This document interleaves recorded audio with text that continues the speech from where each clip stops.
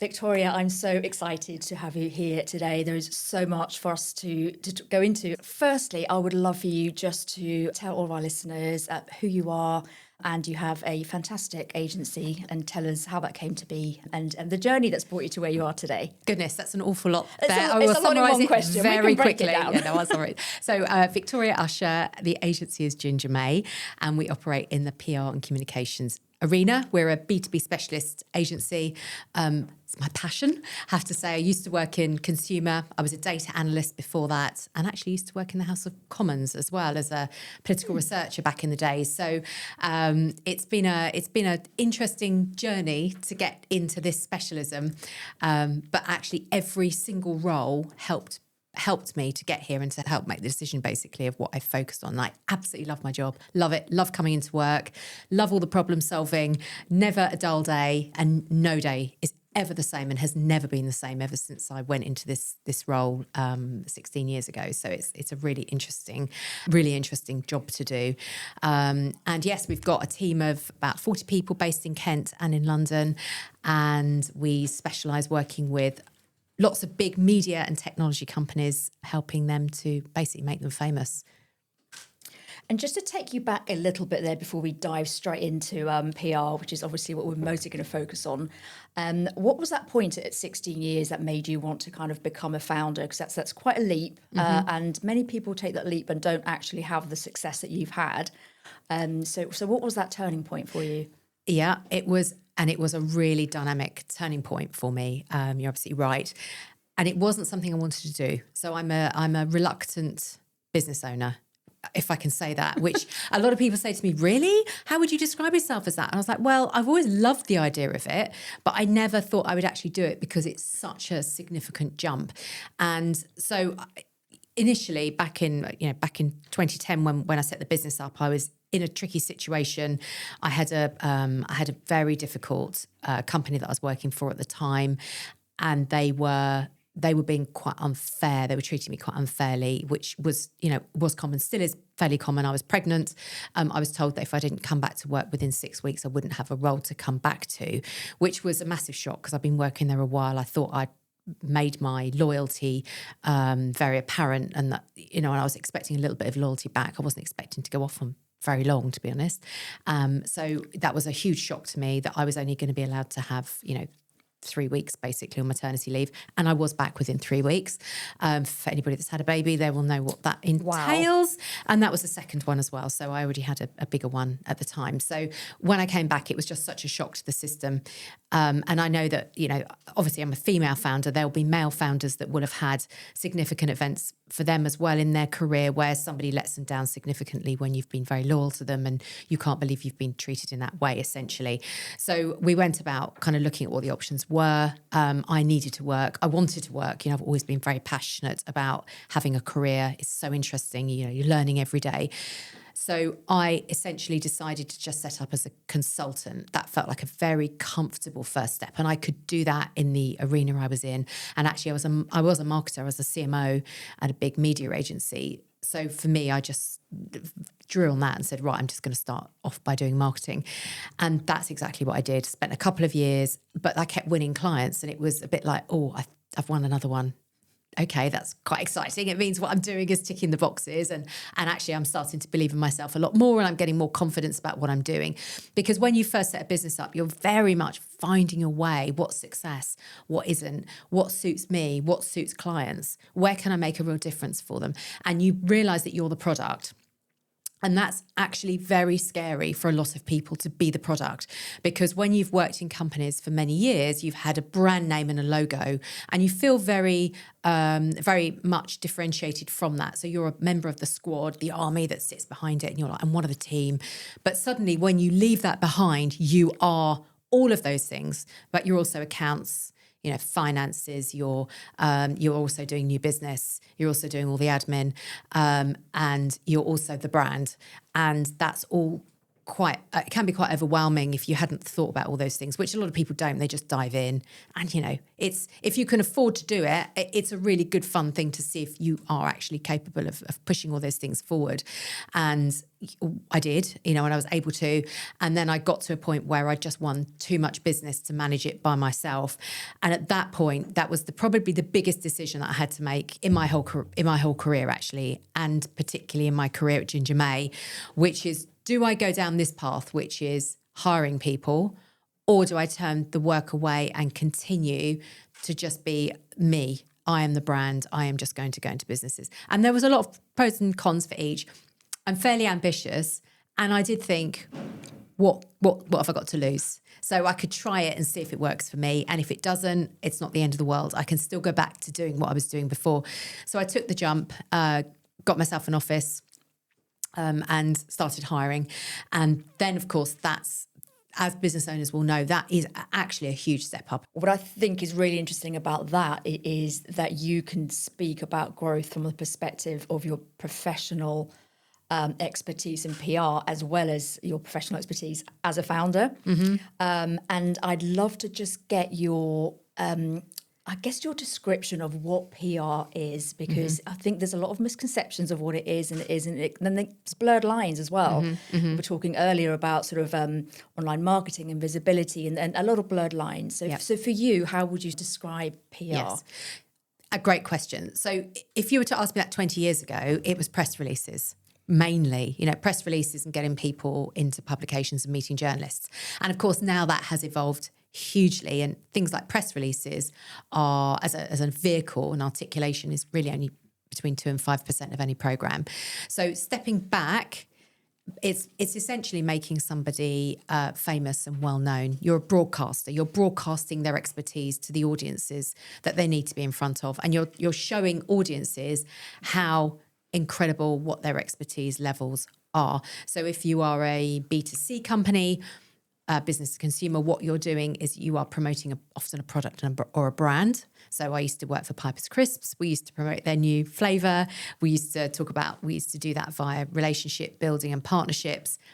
It wasn't my bag. For me, it wasn't an intellectual challenge, whereas B2B is much more the case. So with something like a B2B company, if it's a B2B2C company, business to consumer, you are helping that business to articulate how brilliant they are, why they're brilliant, and then pushing it out to their audiences. And actually that could be events, that could be publications, that could be via journalists that are, doing podcasts, that could be award entries, and increasingly into SEO and GEO, which is Generative Engine Optimisation, which is AI. So it's across all of those platforms. And to be honest with you, if we've got a specialism, we wouldn't say no to doing it, I think, pretty much. And technology is evolving all the time, and a lot of these channels are evolving. So we are open to anything that allows us to promote clients. We've done sales before. We can do, we do LinkedIn, we do social media. So again, all of those channels, where they're visible, where they're being seen, and it cuts across the framework of earned, which is media. So journalists, you're actually looking to show a journalist why a client is successful and why they should be featured. Then you've got owned, which is your website, your social media channels, and then paid. And those are the three channels that PR agencies and a lot of marketing agencies will sit within, essentially. And we will adapt whichever channel is best for the client and what they need. Wow, so much to unpick there. And I'm going to dive straight in with something that you just said around the clients that you might not say no to, or that you might say no to. Who would you say no to? When is there a time where somebody might think, and we all might have a moment where we think, of course, having a publication or a press release or something around us is going to help. When is there a time when you actually would advise entirely against that? It's a great question. And we have done lots of advisory before about when it's wrong. And typically it would be, so the biggest flag is when I can see a company doesn't really understand who they are and who their audience is. So that's like a fundamental. And what happens there is the PR becomes the fix to something that they need to sort out themselves. And that's why myself or our MD or our head of emerging tech, one of the three of us will normally get on an initial call with a client. And that's a chemistry call where obviously they're seeing if they could work with us, but we are also talking to them about their business, almost trying to get into their heads, saying, where are you going? How are you going to use us? How is this going to work for your business? So really try to get under the skin of the motivations for why they're utilizing us. And at that point, that's when, if somebody is, a typical example of this would be, we can target anybody, and they're a B2B company, and you're like, well, that doesn't sound right. That just sounds way too broad, and it sounds like you haven't really nailed down where you sit. So you don't have to have, we've got 2 or 3 clients that don't have a set competitor set, and that's kind of okay. That's not a problem, because we can see how they sit in between seams of other competitor sets, but it's literally where they themselves just don't know and don't understand. And what they're asking us to do is almost come in as a marketer or product person and actually work out where their product sits. And as a CEO or a founder of a business, that's really important. You do that before you hire anybody.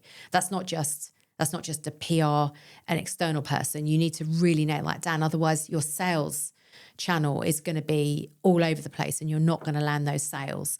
So if you can't land sales, it's going to be really hard for PR to come in and help drive sales, because that's a really important part of what PR does, is obviously helps to drive the sales. We work hand in hand, shoulder to shoulder with the sales team. Often we're actually giving them insight into where they should be going and pushing their sales activations. So making sure that is all queued up is really important, because we do not want a founder to have a bad experience, because that's not good for them, and it's not good for us as an industry either, because give it 18 months, they may well be in an absolutely fantastic position where PR would come in and totally transform their business, but they've been put off because somebody said yes when they should have said no at the beginning. So it's a really important part of any onboarding or for us as a business, when we actually have those chemistry meetings, to make sure that we are as much of an important part of their business as they think we will be. And that's really interesting that you take that stand with a client to say, no, you're not ready for it, because I see and hear lots of things, especially online, of just get out there, just be seen. Mm-hmm. And I agree with that to a huge extent. I think sometimes your messaging comes from the conversations that you have. I once worked with a founder who had this amazing analogy where he said that your business is a bit like a house, and your messaging is like the pipe works in the house. Mm-hmm, mm-hmm. And if it's working effectively, that can channel amazing water through all of the pipes into all the different taps in a really effective way. But if you put essentially toxic water into it, which is probably a bit close to home actually at the moment, as well as having this conversation, but no water it's going to have the same effect, but all you're going to do is channel bad messaging and actually amplify it, and in this day and age that can get around really quickly. So is there a point at which actually PR is not only not recommended, but could actually be damaging if somebody does it at the wrong time? It's damaging in so much as the founder will be distracted away from product and sales. Interesting. So that's the biggest thing. So I think you're right. You can be off a little bit on the messaging. We are very honest, and we will say to a client, we actually think you're producing the wrong messaging, or if it's totally out of sync and out of step with the product. So we'll be able to say that, and we'll challenge it. And you can tell immediately when something is just not quite, working together essentially.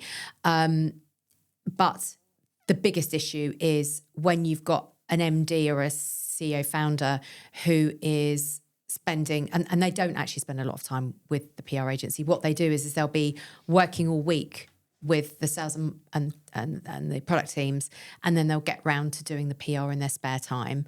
So therefore it becomes like an albatross around their necks, and they begin to resent it. So that will be what actually typically happens. It becomes another job for them to do on a Friday night or something like that. And that's more damaging again to their confidence. And when you're a founder, you are as I alluded to, you've got 18, 20 hats going on. I spoke to a founder last week, really well known, and he was like, I'm CTO, I'm CPO, I'm CEO, I'm CMO. You know, he rounded off all of these C titles, and I was nodding, going, yeah, it's kind of typical. And it's in a really, you know, it's a multi-million-pound business, but it's a scale-up business. So they aren't going to slam all those job roles in because it's just, you know, it's unaffordable. So for them, it's about where they put their time. You know, it's really important when you are running a business to focus on what is going to make the biggest impact on the business. So for you as a leader, to make sure that you are really honing in on that. And that's the problem with doing the marketing is in the same bucket. Marketing, you know, PR is part of marketing. So yes, you need to do marketing. You absolutely need to do marketing. But if it's at the expense of developing your product and your sales line, because you're too small, that is going to be a real issue. But you absolutely are going to have it in your sights. So it may be that you say, right, we need to get the product out. And alongside of that is going to be the marketing to help assist pushing it out. And then the PR will come a month later. So you do need to have it in there because, as you and I know, successful companies have got really good marketing and PR to support what they're doing. So you need to have it in the pipeline, but not do it over and above other things like legal, like HR, which is going to come and bite you on the bum if you don't do it as a small business owner. And that's really interesting in that it can't be a bolt-on that you haven't really got the time for, because it needs to filter its way down all of the systems and processes through to sales. And actually, and similar happens with marketing. With some clients I work with, the founder then ends up being the bottleneck. Yes. And so then down the line, it didn't work, but it was all actually that it wasn't at the right time, not just in terms of necessarily where the business is at, but actually the capabilities within the business to actually drive everything. Exactly. So that's really interesting, and I imagine you see that a lot all the time. And I think we don't tend to work with really small businesses. So actually for us, we're always getting companies that are slightly bigger. But you know, when I was actually setting the business up, I was doing more of a CMO role, and I know that's what you do as well. And I think that role is really important because you think at the level of a CEO and you're thinking very strategically and what's going to benefit the business.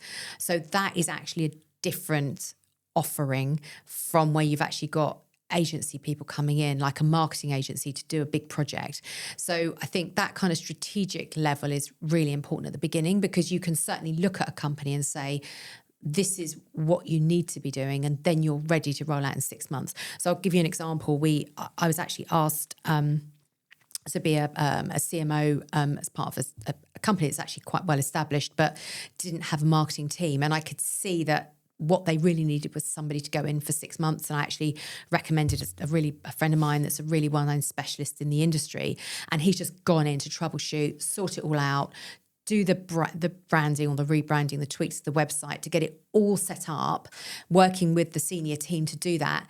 And then he's going to start building the team out. But he needed that 6 months to get in to build it out. So typically that's the sort of thing that I see with these kind of companies we're talking about, is they need somebody pretty senior to come in, troubleshoot, sort it out. So the CEO isn't looking at copy that isn't quite right. They can just have a very grown-up conversation with somebody that's experienced, and they can say, I just need you to go off and sort it out so that I'm literally not picking over these things. And then once that's done and got that groundwork, then they're ready to go. And that's the exciting thing. And then the sales team will be able to pick up on that, and they'll be able to then go out and utilize the marketing collateral, the PR collateral to help them land the sales. But that's the steps, that's the timing steps that are so critical. Absolutely. That you need to get in. Getting that machine built before you put the fuel into it. Whereas very often it feels like the right thing to do to add all of these things, and then it starts to become tactical and actually counterproductive. Absolutely, it's got to be done in the right order. Definitely. Something else that you mentioned that I would love to dive into, because it's so topical now, is the GEO side of things.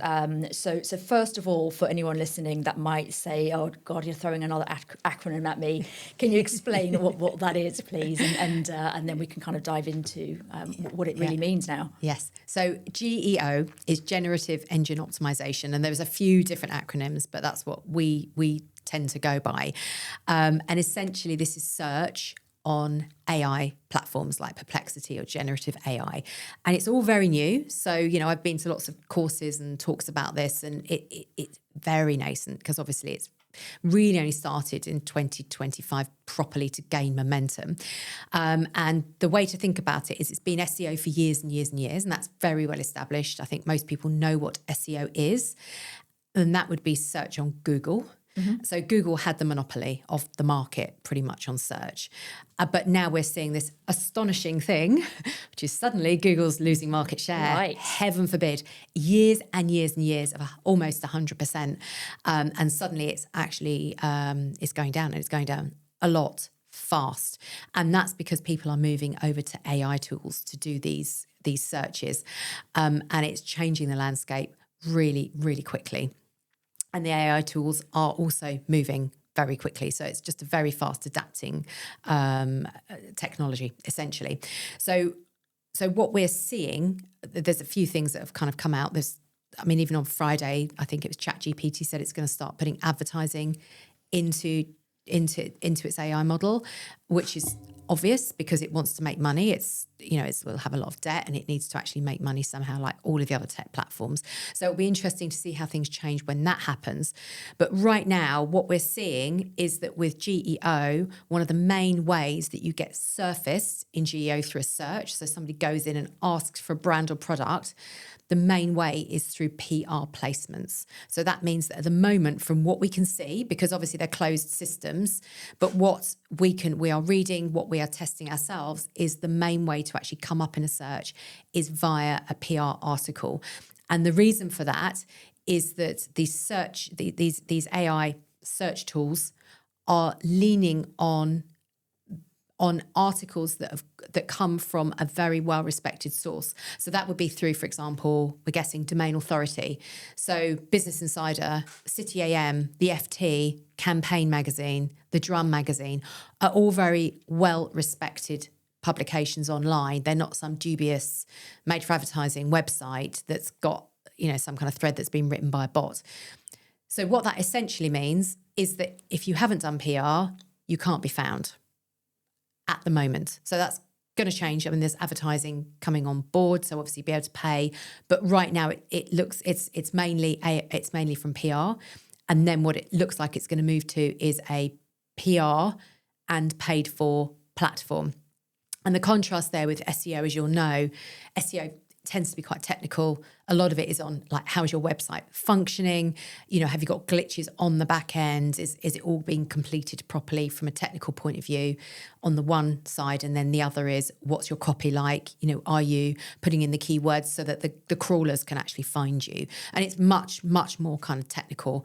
And GEO might well go a little bit more that way, but for me, it feels like they're reinventing this. SEO has been around for years and years, and it's, and it is quite complex. So AI is coming in and going, we want to start this from scratch. How we're going to do it? So they're learning from all the lessons of SEO, and then they're going to be developing within the GEO within those platforms. And I think PR is not going to go away because people in this age of AI slop, it's a contradiction, but also, this age of mistrust, people are now increasingly looking for good sources of trust and that they can rely on the information they're being given. So I think although journalists and publications have had a really hard time, I'm personally really excited by what I think is going to happen with AI, because it means that journalists will be trusted more and more and more of those sources of truth, because AI is making it even more complex. So within AI, how do you find a source of truth? Well, what you can do is when you find a company, you can say, where have you found this? Where have you found this information? You yourself can test where it's come from. So I'll give you a consumer example. Give me a great give me a great shampoo for blonde hair if you're a 25-year-old. Yeah. And it'll bring up all the sources for that. Mm-hmm. So then you look through and you go, is this a chat room or is it a cosmopolitan brand study that's been done independently? Mm-hmm. And you'll be able to look down that and go, okay, this is the one that I need to go for. So you can actually look at the sources and see that whether they're sources that you can trust. So I see how that is going to And I agree with you. I think it's going to start removing what we've kind of seen in the last couple of years of people just churning out, something that ChatGPT or any of the other platforms have done in 3.5 seconds. Where I think there could be some concern is for the smaller or emerging businesses that don't have the budget or the readiness, like we've just talked about, to get PR agencies to be supporting them with being visible. Where does that leave them? What should they be doing to make sure that they don't, because at least before, you could get found through blogs or social media, but it feels like if the way it's going is that it's going to be around PR, where does that leave those businesses? What should they be doing? Yes, it's a really great question. And what they can do is they can make sure that they are producing blogs, because it is probably the best thing they can do in their own content, and LinkedIn. So LinkedIn is still a very reputable kind of source. If they can't, and not everybody can afford to do it, and that's acceptable. They themselves can actually put posts up on what they think will be searched on. So this is what I found, is that think about what consumer is going to go in and search. How are they going to search for your business? What is the prompt that they're going to use? So certainly what we're seeing with ChatGPT and Perplexity and others is it's the prompt that is the most important part of what you're putting into the engine.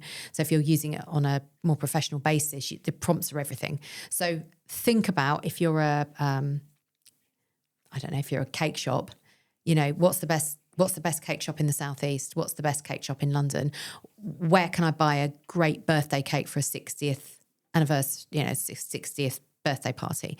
So if you can write a blog about that and pop that on your website, and if it literally fits the search, you're going to have much more chance of actually being surfaced during that search.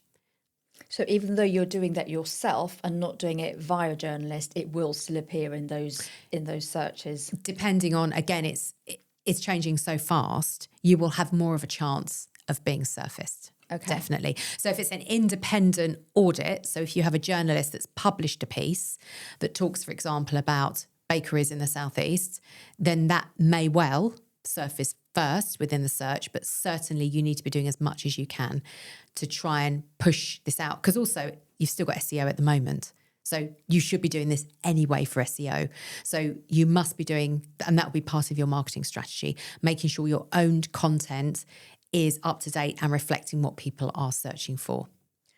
So it becomes, back to the point you made earlier, even more important just to really get clear on that messaging, both from an SEO and sort of an AI searchability perspective, because the broader messaging is probably no longer going to be that. It never has been helpful, but even more so now, the more refined it is. Exactly.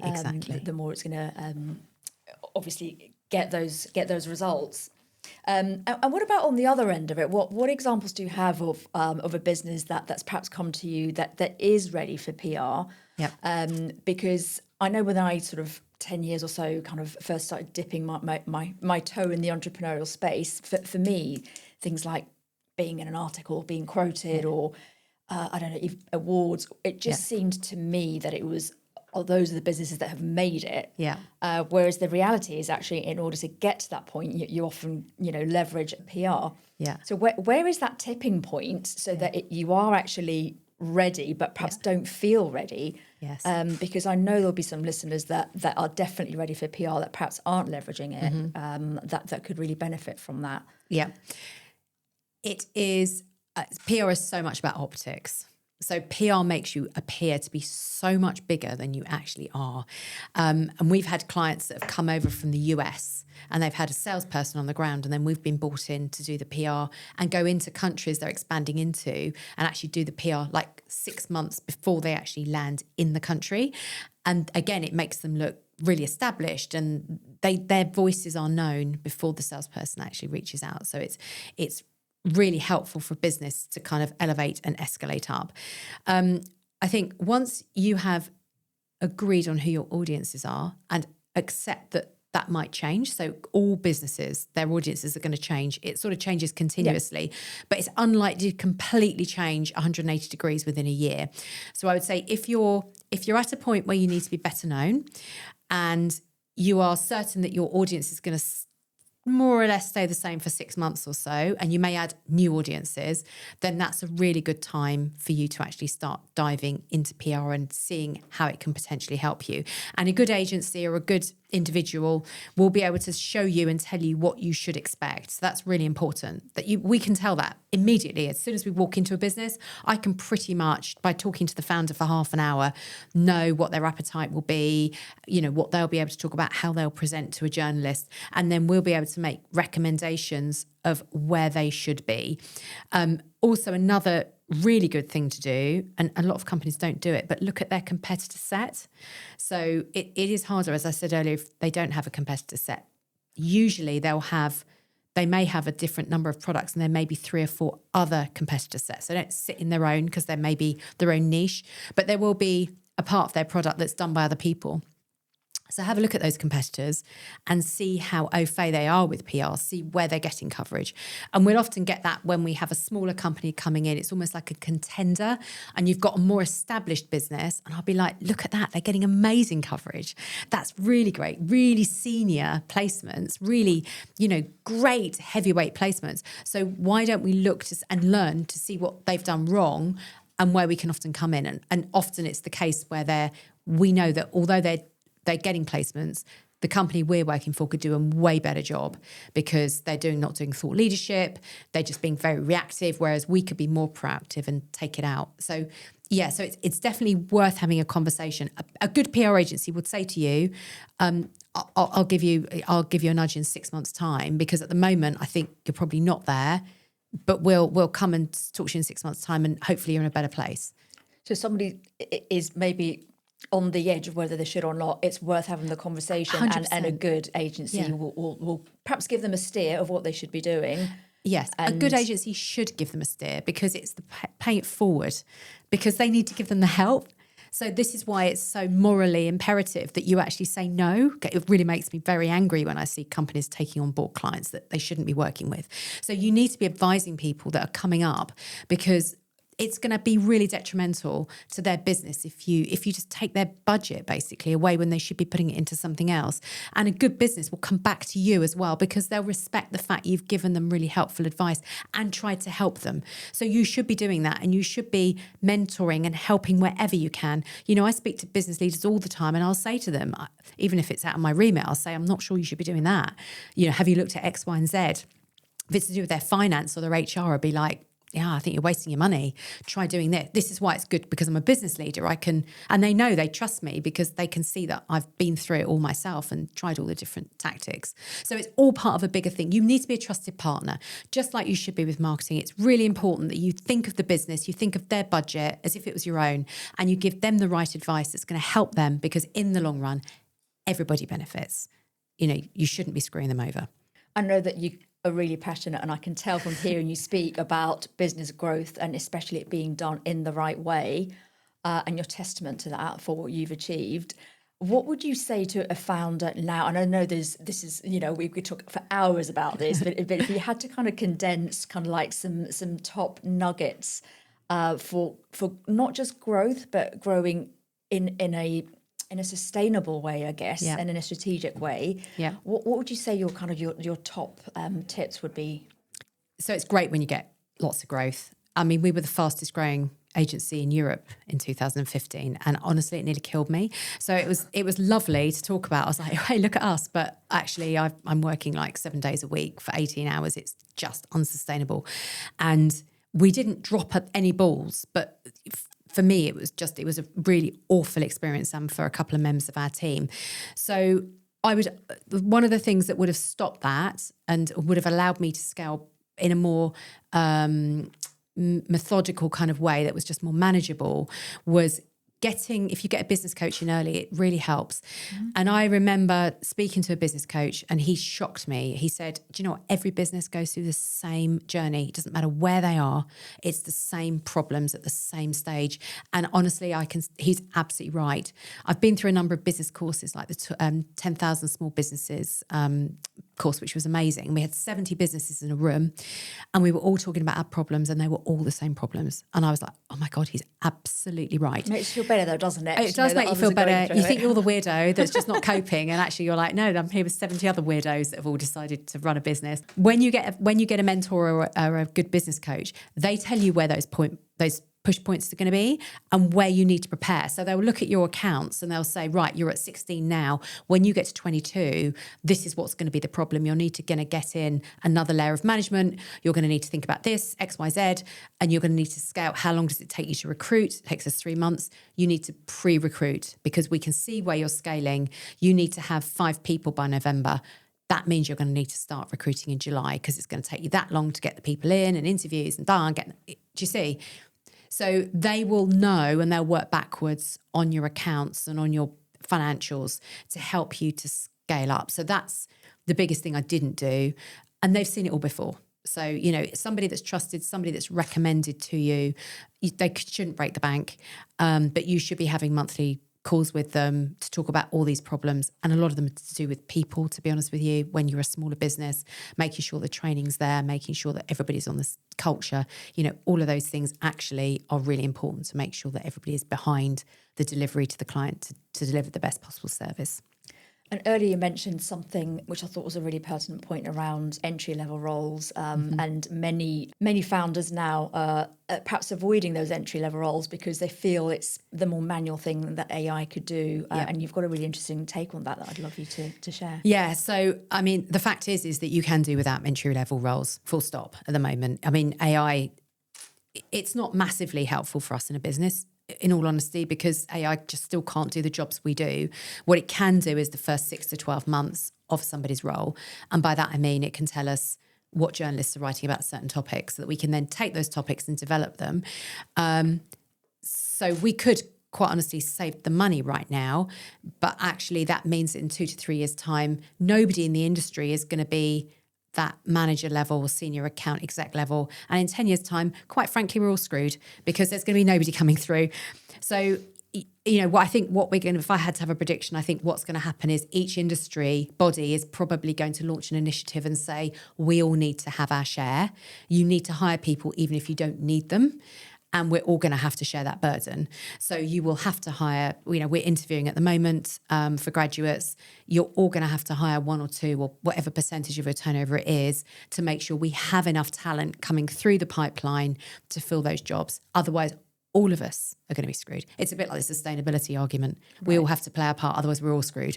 It's going to be one of those, but it's going to be on us sooner. It'll be on us within 3 years. And I think it's such an important point for anyone listening, thinking that they can do without those roles. That brings us nicely onto the section of the show where I ask my wonderful guests to think or to tell me what their word is for success, which is what brand mixology is all about. So we have a cocktail jar of all of the success words and then an ice bucket for the things that you would want to put on ice. So I would love to know from the conversation that we've had what you would consider to be sort of a word for success in your own experience. You're going to have to tell me if anybody's said it yet. Oh, it doesn't matter. We could have duplicates. It's fine. Yeah, let's see. It's my word of the year. Okay. For 2026. It's focus. We have had it, but it's a great word, and it's actually my word for the year. So it's a great word. I'm so glad you've said that. So this is a perfect one for us to dive into. It's very, very easy to become scattergun in a business and to become involved in lots of different areas. You need to. I was listening to this great podcast actually that was talking about looking at your. Now, how did it go? It's private, professional and financial focuses for 1, 3 and 5 years and actually writing that down. And something as simple as a matrix like that. So it's 1, 3, 5 years, personal, professional and financial. And there is nothing else that goes into any other bucket other than that. And that helps you to focus. And if you don't, you're not going to be of any help to your team. You're not going to be of any help to your friends, family, etc., because you're going to be all over the place. This is the many hats thing again. When you write that down, when you really focus on what you're good at and what is going to move the needle with the business, you'll be able to work out where the other roles are in the business that you can hand over to somebody else. So focus literally you'll be sinking or swimming. Yeah. So it's the most important thing. I love that. And so what would be your word for, like, what do you want to tell people to stop doing? Like, put it on ice. Yeah. So it's, and again, this might have come up, micromanaging. Oh my God. Micromanaging, just the worst thing in the whole world, isn't it? It's so annoying. I do it all the time, clearly. And I actually have to stop myself. I start dabbling, because it could be dabbling is another, it's sort of a more of a colloquialism. And I actually stop myself and go, yep, I'm doing it again. I'm not going to tell you what to do. You come and tell me how you want to run that project. Because they all know what to do. But as a business leader, because you've done it yourself, by yourself, in your garage, in your spare room, you're so used to just going, right, drive it, do it. This is how we're going to do it. Then you bring a team on board and you're still going, yep, absolutely. And they're all sitting there nodding their heads. And actually you need to allow them to step up and take the lead because they know the answers, and you need to zip it and actually stop talking and just sit there and let them make their recommendations and often make their mistakes, because otherwise they're not going to learn, and you're going to continue to just be this kind of fulcrum in a wheel, and everybody will just come into you, and there's going to be no leadership. So it's so important for your growth for you to do that. And it is the hardest, honestly. I'm literally sometimes like, bite your lip. And I have to. And I do now. And I think it's a tolerance for mistakes that is the, especially when you've got a big growing business. It's not dissimilar to parenting. Sometimes you have to let them fall over and do the thing, because that's where the learning comes from. That's where eventually you can build a team that you can trust. So indeed. But it's having that tolerance for, actually this could go wrong. How can I mitigate that in the best way? Yes. But actually, the occasional blow up is kind of needed. It's not bad. So we always make sure they don't go externally to clients. So we always say, we're your internal clients first. We try stuff out, and then we'll say, that's going to be a problem there. So you've kind of got to support, and you've got to, as a business, make sure there's a safety net, but you need to almost get them all the way so they can see the implications and then grab them and say, okay, that's not going to work, and then put them on the right course again. I love that. And when we were speaking a couple of weeks ago, I think you mentioned that you had a bit of a milestone this month for the agency. Oh, 16 years. Yes, which is like a big birthday for the agency. So how does it feel? It's like 16, because I know 16th birthday for humans is quite big, but that must feel. Do you know what? It still feels like it's about 2 years old, which just sounds. David's got me a cake. Oh, David, you're so lovely. It's Claire, it's not him. Claire's got it. Thank you. Team. Oh, you're so lovely. Thank you so much. And you can take that to your team to celebrate. That's amazing. Thank you. I love it. More cake. I've been eating cake all weekend. Let me put it that way.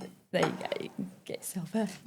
That's amazing. Having Thank just you. said that you were on no carb. I'll be eating some more. I'm eating that. Don't worry. That is delicious. But it's one a more big day. milestone, and Thank congratulations. You. Thank you. It still feels like we are under 5. What can I say? So, you're still getting challenges. I'm still learning geo stuff. He puts you back on another track. Love my job. I love it. But that's what's so great about it, because if you had 16 years of the same, you wouldn't still be doing it. I would be so honest. Bored. Let's be honest. I get Every bored day so being quickly. different is great. Exactly. Victoria, I could talk to you all day. Thank you so much for being here today. Congratulations to you and the team for 16, which is a massive milestone. Thank you. And really excited to see the next stages for the agency, and hopefully speak to you again soon. Thank you. Absolutely. Thanks, Claire. That's lovely. If you enjoyed this episode, I would love it if you'd subscribe and share it with somebody who's building things their own way too. This show exists to challenge the default path, to mix things up and create a brand, a business and a life we actually want. Thanks for listening. See you next time.